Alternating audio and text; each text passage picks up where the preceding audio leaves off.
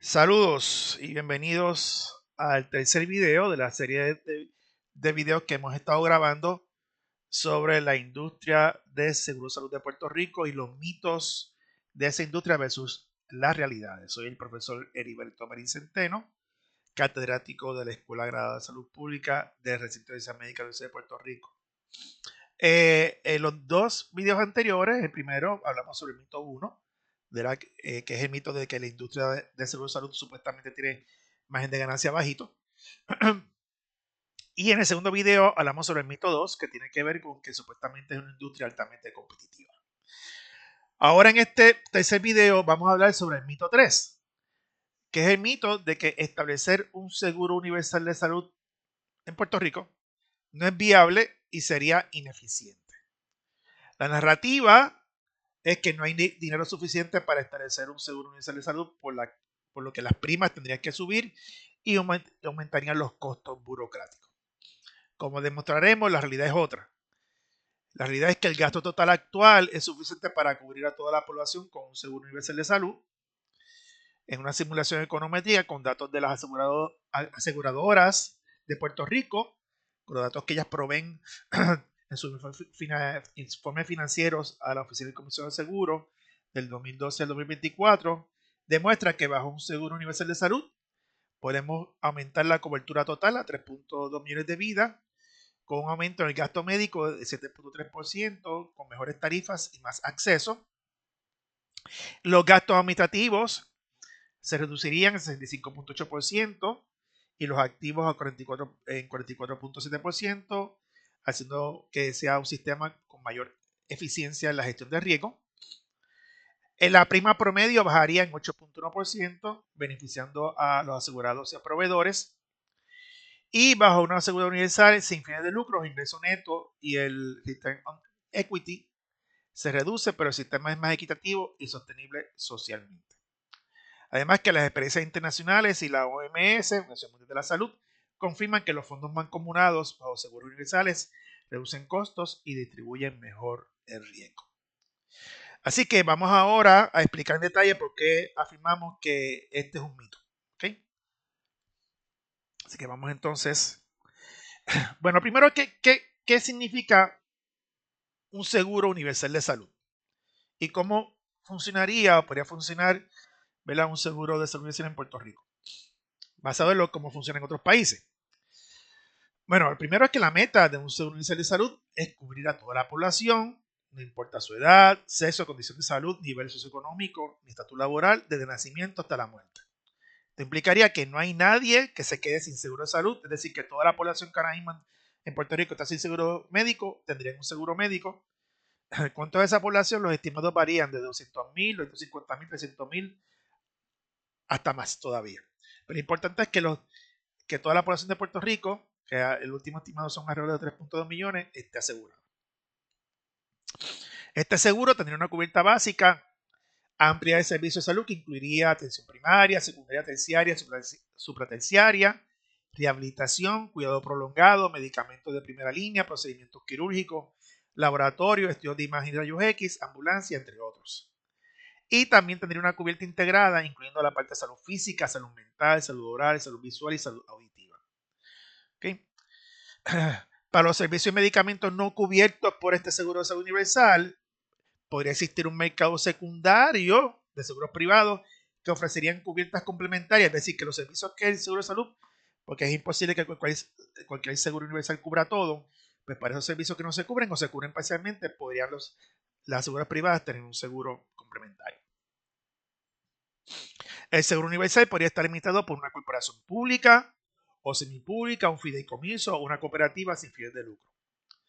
Lo importante es que sea una entidad que su objetivo máximo no sea maximizar ganancias. ¿Okay?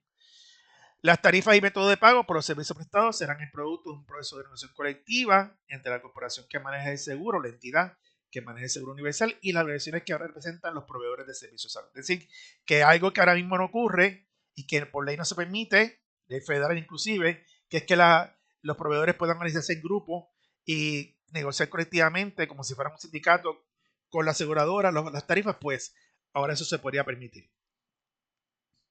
¿Okay? Entonces, ¿cuáles son las ventajas de los fondos mancomunados según la Organización Mundial de la Salud? ¿Y a qué nos referimos con fondos mancomunados? Son los fondos, ¿no?, donde todo el mundo, no importa sus características, todo el mundo está en el mismo pote, en el mismo fondo. Es decir, que no estamos divididos entre diferentes fondos como ocurre ahora bajo diferentes aseguradoras o programas de salud, que están por una parte Medicare, por otra parte Medicaid, por otra parte los privados, y cada aseguradora tiene su fondo aparte, sino que ahora todos los fondos están donde en un mismo pote. No son fondos mancomunados. Según la OMS, en un informe de 2010 que se tituló La financiación de los sistemas de salud, el camino hacia la cobertura universal, se afirma que la avance hacia la cobertura universal depende de la recaudación de fondos adecuados que procedan de un conjunto de personas suficientemente amplio con el apoyo de fondos públicos y del uso de estos fondos en los servicios que necesita la población. ¿Qué pasa? Mientras más gente comparte el riesgo financiero, menos será el riesgo financiero hay que estar expuesta a cada persona. Por lo tanto, en general, cuanto mayor sea el fondo mancomunado, mejor será su capacidad para hacer frente a los riesgos financieros. Esto, a su vez, implica que los fondos mancomunados son una manera eficiente de socializar el riesgo financiero generado por los gastos, muchas veces inesperados, en servicios de salud, particularmente curativos. Y, en última instancia, ¿no?, una de las cosas que se habla, y menciona la OMS, es que para que exista un fondo mancomunado, se debe financiar de forma prepagada, es decir, con prima o con fondos similares, donde las personas paguen por adelantado cuando está sana y más tarde pueda recurrir a los fondos cuando las personas se enferman o necesitan de servicios. Así que esos serían los principios básicos que rigen un seguro de salud universal. Entonces, ¿qué hicimos nosotros? Bueno, cogimos para Puerto Rico, para poder estimar qué pasaría si implementamos un seguro de salud universal. Primero es que cogimos los datos de las propias aseguradoras en Puerto Rico, aseguradoras privadas, los datos que ellas reportan a la Oficina de Comercio de Seguros, los informes anuales, y creamos un banco de datos que va del 2012 al 2024, donde cogimos los datos de estas, las aseguradoras que estaban reportando sus informes, que eran alrededor de 13, aunque algunas en unos años no han desaparecido, otras inician más tarde en el periodo, para un total de 152 observaciones para cada variable que vamos a medir. Esto es lo que se conoce como un banco de datos panel. En este análisis econométrico, ¿verdad?, la pared dependiente, donde corrimos estas regresiones, la pared dependiente fueron los gastos administrativos por vida asegurada, GAT PMPM, y la otra dependiente fueron los activos permitidos por vida asegurada, APV, como indicadores claves de eficiencia en la gestión de riesgo.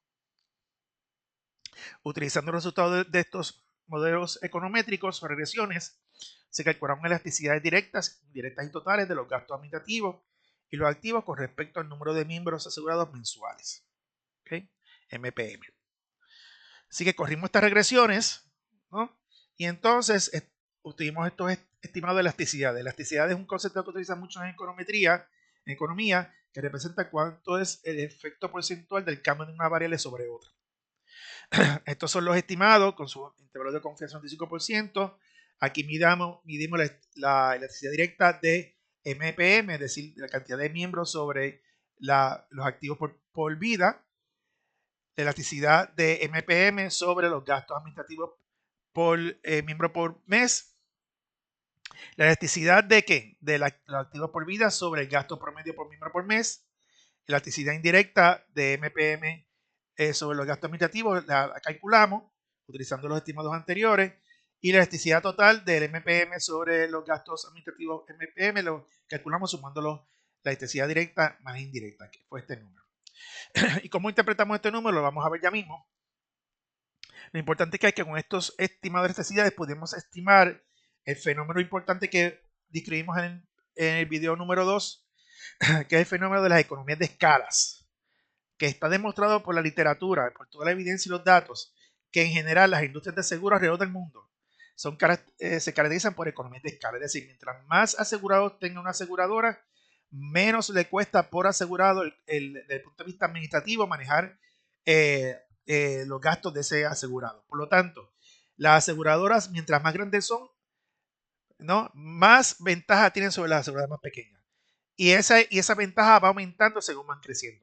¿Okay? Y eso es bien importante entender porque va a ser un factor bien importante para entender el impacto de si implementamos en Puerto Rico un seguro de salud universal. Para ver esto en detalle tenemos este diagrama. Aquí vemos cómo vemos el efecto de que estamos midiendo. Tenemos como la variable independiente principal es lo mismo por mes, que esto es lo que nos dice cuántos asegurados tiene en general asegurado una aseguradora. Y lo que medimos ahí es comparamos las aseguradoras por tamaño. Mientras más asegurados tengan, más grande es, mientras menos tengan, más pequeña es. Lo que quisimos medir es cómo es el efecto de esas economías de escala en términos de asegurados sobre, bien importante, los gastos administrativos por miembro por mes y los activos por vida asegurada. Y pudimos construir este modelo, donde básicamente lo que vemos es que mientras más miembros asegurados tenga una aseguradora, tiene un efecto negativo sobre los gastos administrativos y tiene un efecto negativo sobre los activos por vida asegurada. A su vez, los activos por vida asegurada tienen un efecto positivo sobre los gastos. Así que estimamos dos efectos importantes.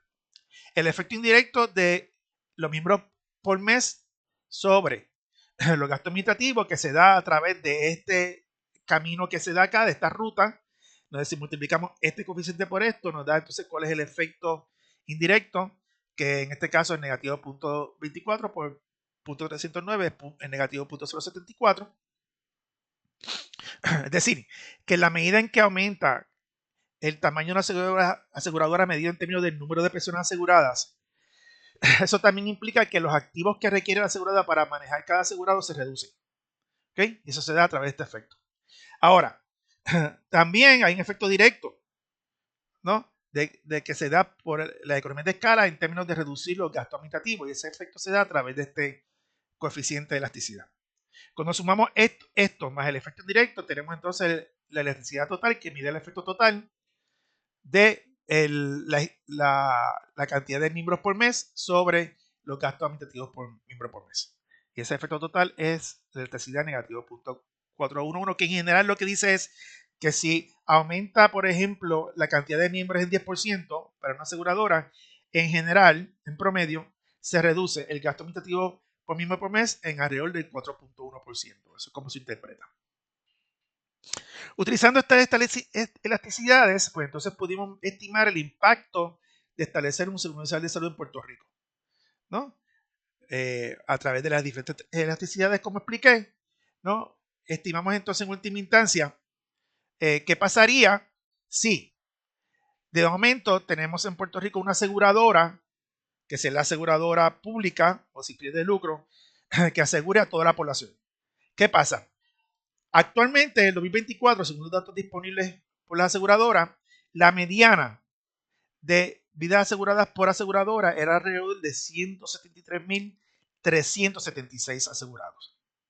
Si ahora pasáramos de esa mediana a una aseguradora que tuviera 3.2 millones de personas con vidas aseguradas, ¿verdad?, y si fuera una aseguradora sin fines de lucro, o sea, quisimos estimar su impacto sobre los gastos médicos, gastos administrativos, activos y primas y los diferentes indicadores de rentabilidad. Así que eso fue lo que hicimos, ¿no?, a través de este análisis. Así que, ¿cuáles fueron entonces los estimados, ¿no? ¿Cuál fue el resultado de estos estimados, ¿no? Vamos a verlos ahora. Resumiendo, sobre la cobertura y gastos en salud.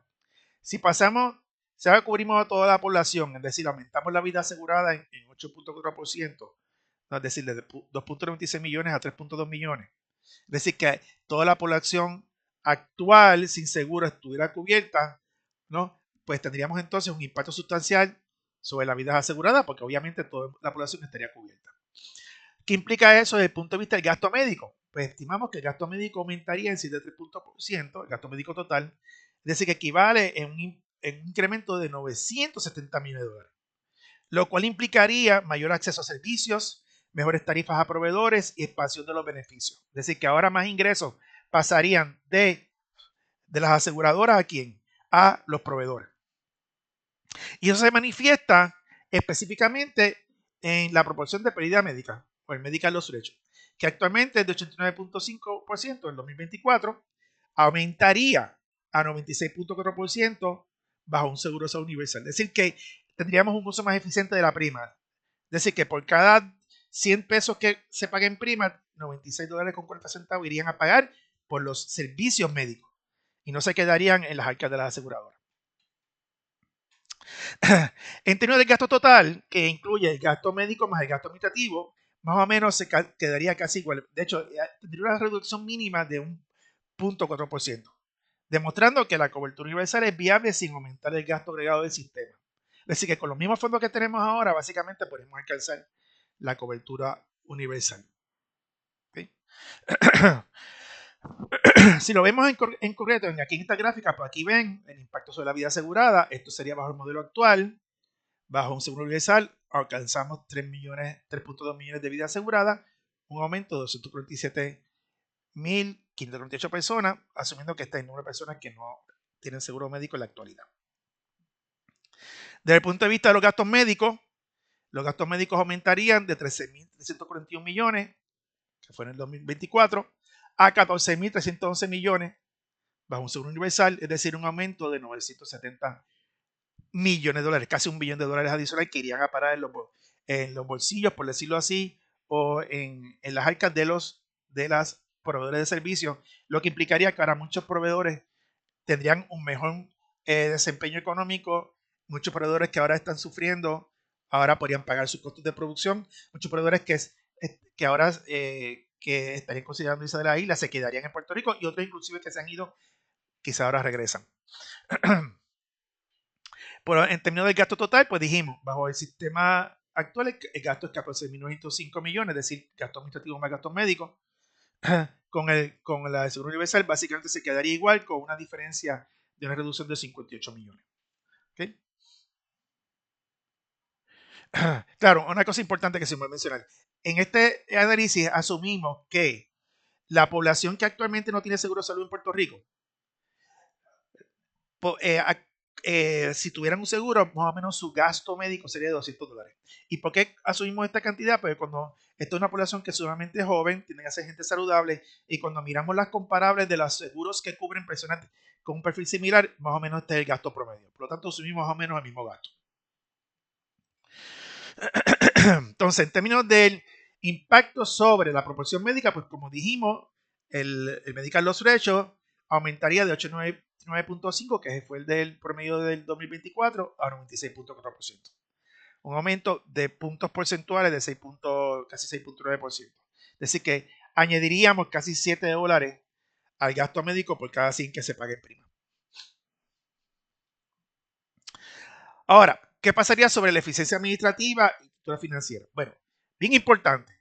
Fíjense que dijimos ahorita que el gasto total en el sistema se quedaría más o menos igual, pero si aumentó el gasto médico casi $1 billón, ¿cómo es posible que eso ocurra? Pero ocurre porque los gastos administrativos se van a reducir en un 65.8%. Es decir, se van a reducir de 1.48 mil millones a 505 millones de dólares. Esa diferencia enorme es producto de las economías de escala. ¿Ok? Es decir, que logramos reducir ese gasto administrativo, que ahora ese gasto administrativo ahora pasaría a ser parte del gasto médico. Es decir, que lo transferiríamos ese gasto administrativo al gasto médico, que entonces permitiría aumentar los ingresos de los proveedores y aumentar los beneficios. En términos de los activos permitidos y patrimonio neto, pues caen en 44.7%. ¿Por qué? Porque por las economías de escala, ahora los activos físicos, recursos y capital de reserva que se necesitan para poder lograr que la seguridad universal cubra a toda la población se reducen. No son necesarios tantos edificios como ahora hay con tantas aseguradoras que tienen sus propias oficinas centrales, ¿verdad? O recursos que ahora mismo obviamente son redundantes, estarían todos centralizados en una sola aseguradora, que entonces lograría unas eficiencias y economías de escala enormes que nos permitirían entonces manejar el seguro universal. Eso permitiría entonces que la prima promedio baje en 8.1%. Es decir, la prima promedio para toda la población bajaría de $420 que es ahora a $386. La prima promedio mensual, ¿no? Y esto se logra por la redistribución de los costos y con el mejor manejo del riesgo.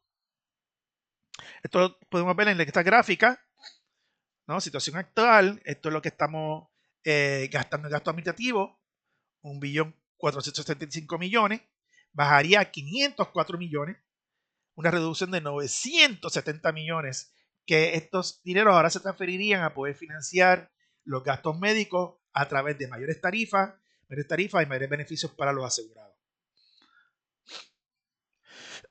Desde el punto de vista de los activos admitidos de patrimonio neto, pues dijimos, los activos ahora permitidos son 3.503 millones, bajarían a 1.987 millones, una reducción de 1.605 millones, y los patrimonios netos pasaría de 1.357 millones a 750 millones, una reducción de 606 millones, es decir, que vamos a lograr poder correr el seguro con mucho menos recursos en términos de capital físico y capital financiero.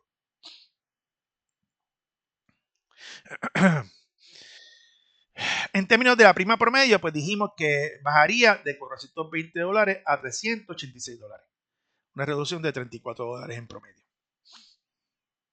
¿Por qué? Porque en gran medida la gente que ahora no tiene seguro y son gente que compartir en el sistema son gente que son más saludables, por lo tanto su gasto médico es menor al promedio de la gente que está cubierta ahora.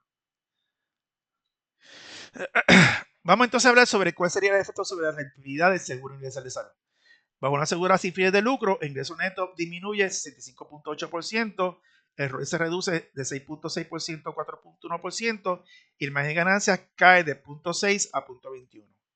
¿Y por qué es esto? Porque la aseguradora sin fines de lucro que maneja el seguro universal, ¿no? Es sin fines de lucro y sin embargo, aún así seguirá siendo rentable, pero su meta no será la maximización de ganancias como es ahora de las sociedades privadas que se usan para distribuirlas a sus accionistas privados, ya sean locales o foráneos.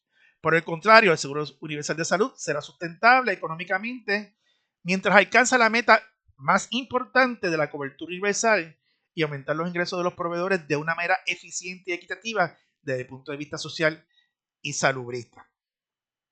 Aquí ven los estimados que hemos hecho. En la situación actual, este sería el ingreso neto, la ganancia, 89 millones, bajo el Seguro Nacional de Salud, tendría una ganancia de 30.4 millones de dólares.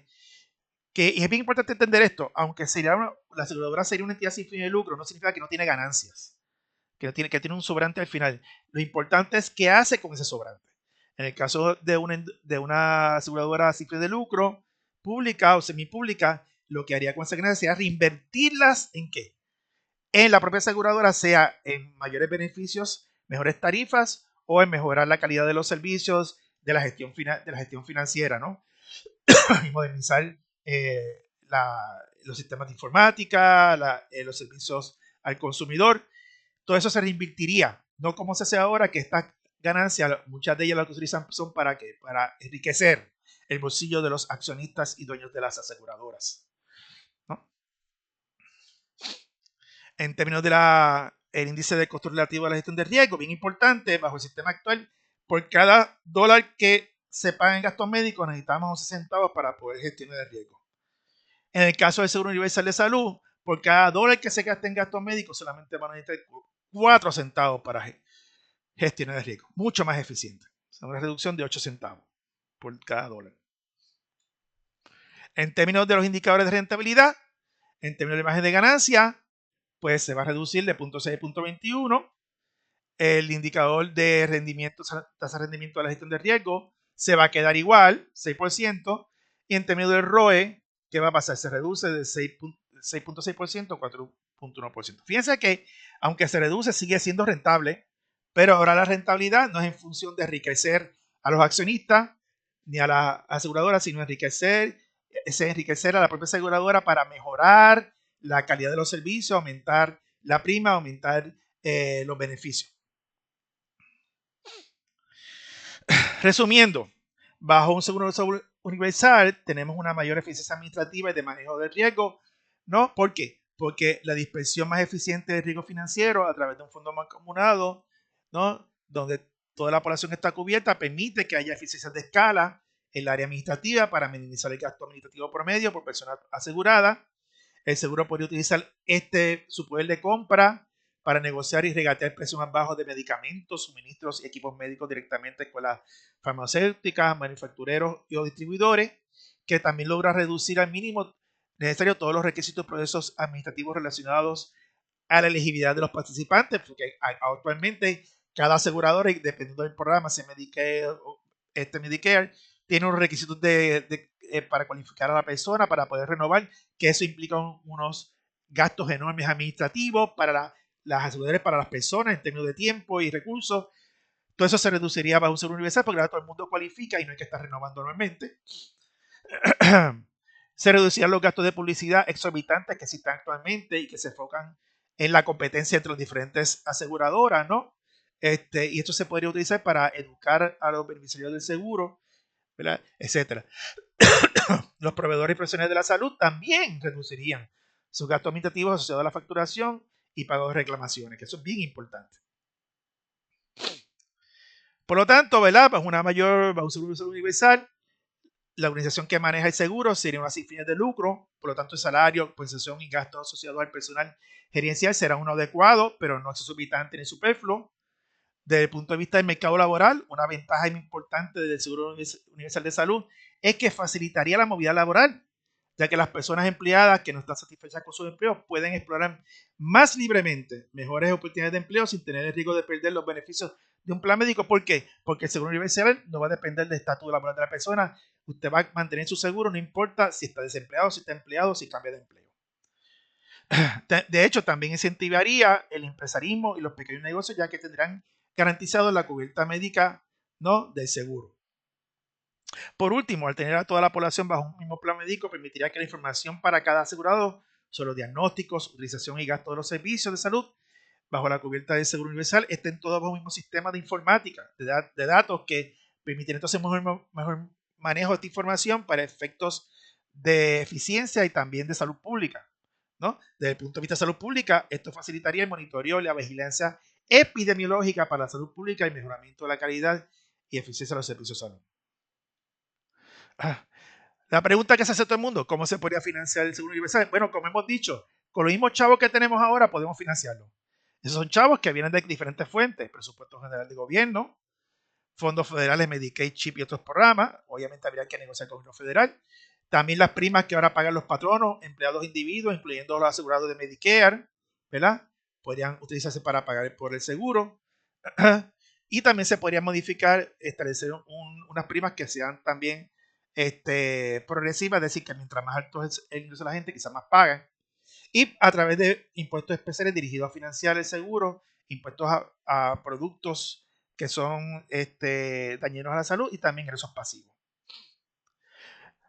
Ya entonces, resumiendo, ¿verdad? Y ahora quiero explicar un poco esta imagen, que es la imagen que aparece en la portada que está en la presentación en el primer video del mito 1, que fíjense que es una cabra comiéndose todo lo que encuentra. Pues hay un cuento infantil que se llama La cabra glotona, que es de un autor checo que se llama Peter Horacek, que cuenta la historia de una cabra en una granja que no deja de comer y que consume todo lo que encuentra a su paso, desde las flores del jardín hasta los pantalones del granjero. En nuestro sistema de salud tenemos también una cabra glotona que se come todo, incluyendo lo que le corresponde a los pacientes y a los proveedores. Y adivinen quién es esa cabra glotona: la industria de seguros de salud. ¿Okay? Así que dicho eso, ¿verdad? En conclusiones, necesitamos, después que hemos demitificado la industria de seguro, demostrado que el mito 1 de que la industria de seguro no tiene ganancias razonables, de que no es industria competitiva, sino que es una industria oligopolística, con gran poder de mercado para unas pocas aseguradoras, y que tercero, es viable implementar en Puerto Rico un seguro social universal que va a ser mucho más eficiente, más beneficioso para la población en términos de cubierta y en términos de calidad de eficiencia en los servicios. Pues tenemos que definitivamente hacer una reingeniería del modelo de financiamiento del sistema de salud en Puerto Rico, que implica agarrar el toro por los cuernos, pero en este caso, mejor dicho, agarrar la cabra por los cuernos, que es la industria de salud. Los mitos impulsados por el cartel de las aseguradoras son narrativas útiles para proteger sus intereses económicos a costa del interés de salud de la población y los proveedores de servicios de salud. ¿Ok? Así que la realidad es que la industria tiene ganancias altas, tiene márgenes altos de ganancias, con poca competencia y limitada supervisión y regulación. El análisis econométrico confirma, ¿no? Y este análisis econométrico basado en los datos de las propias aseguradoras confirma que un seguro universal de salud en Puerto Rico es viable, sostenible y equitativo, al lograr cobertura universal con más eficiencia, mejor uso de recursos y mayor enfoque en salud y no en ganancias privadas. En resumen, un seguro universal es viable, eficiente y justo si se implementa con controles y la estructura organizativa adecuada. Así que, en conclusión, hay alternativas. No tenemos que creernos los cuentos de la industria de seguro de salud en Puerto Rico, que siempre conlleva en última instancia a diferentes personas y entidades a ofrecer soluciones que son parciales, que no van a la raíz del problema y que en última instancia, si queremos solucionar, ¿verdad?, el problema de el hecho de que tenemos un sector considerado de la población sin seguro de salud, donde queremos lograr que la mayor parte de los recursos que se pagan vayan dirigidos a pagar por los servicios de salud que permitan que los proveedores puedan tener tarifas razonables y que puedan tener una práctica de sus servicios que sean viables económicamente y donde la población reciba los servicios que merece. Necesitamos hacer una transformación profunda, ¿no?, de nuestro seguro de salud, que incluya el poder establecer eventualmente, aunque sea por etapas, un seguro universal de salud. Y esas son mis conclusiones y espero que este video les haya sido de mucha utilidad y lo pueden compartir con todas las personas que quieran. Así que muchas gracias por su atención.